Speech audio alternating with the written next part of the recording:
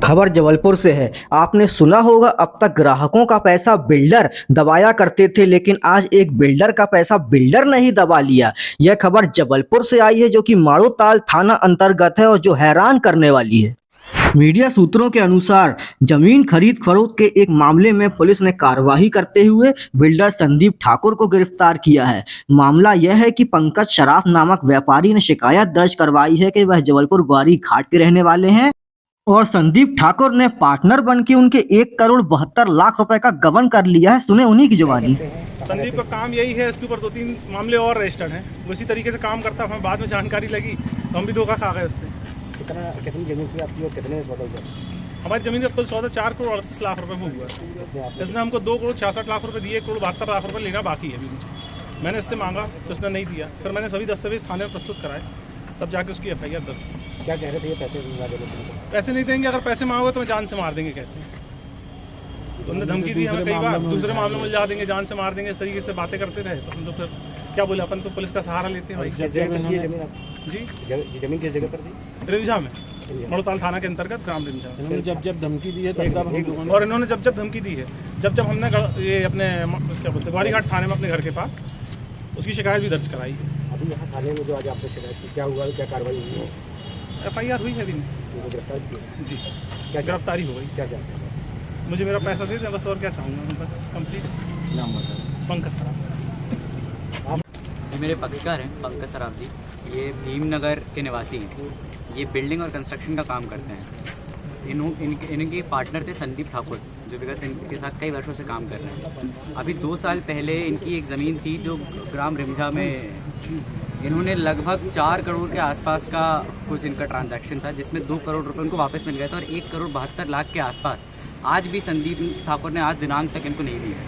इन्होंने विगत कई बार ग्वारीघाट थाने में और माड़ोताल थाने में इनकी शिकायत की, जिनमें क्योंकि संदीप ठाकुर से जब इन्होंने पैसा मांगा तो उनको परेशान करते थे, असामाजिक तत्व की हरकतें करते थे और लगातार इनके परिवार को परेशान करते थे, जिससे परेशान होकर उन्होंने आवेदन दिया। आवेदन में अब जाके FIR रजिस्टर हुई है और अभी थाने में क्या चाहते हैं आप आपके पक्षकार होने के नाते? मैं तो ये चाहूँगा कि मेरे पक्षकार का जो पूरा पैसा वापस हो जाए, क्योंकि वो पूरे न्याय रूप से सही है और पूरा पैसा उनको वापस मिल जाए। किस थाने का मामला है? ये माड़ोताल थाने का मामला है।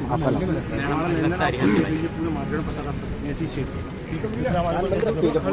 अब पीड़ित के दावों के बाद और भी जांच चल रही है। क्या और लोगों के साथ भी ऐसा हुआ है? ये थाना माड़ोताल में 28 तारीख को अपराध दर्ज हुआ है 297/25 और धारा 316(5), 318(4), 296, 351 के तहत। ये एक गजानन डेवलपर्स करके एक कंपनी थी, इसमें 3 पार्टनर थे और इन तीनों पार्टनरों ने रिमझा ग्राम में जो है ज़मीन ली थी और उस ज़मीन को इन तीनों पार्टनरों ने जो है संजय ठाकुर, ये कटंगी बाईपास में रहते हैं वर्तमान में, इनसे अनुबंध हुआ था कि इनके द्वारा अनुबंध हुआ था कि मैं जो है आपके टाउनशिप को पूरा तैयार करके दूंगा और इस रेट में जो है ज़मीन को प्लाटों को मैं विक्रय करूंगा। तो करीब 4 करोड़ रुपए का ये इनका अनुबंध था।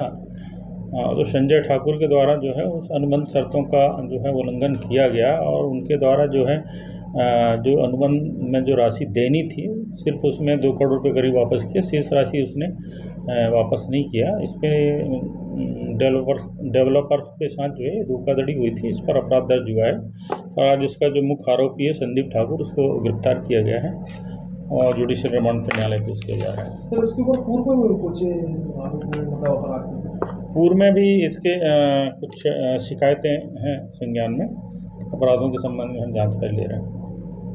यहाँ बात सिर्फ इतनी ही नहीं है। जब यहाँ पे बड़े व्यापारी और बिल्डरों के साथ ऐसी धोखाधड़ी हो रही है, ऐसा स्कैम हो रहा है, तो शहर के आम लोगों के साथ क्या होता होगा, आम नागरिकों के साथ क्या होता होगा।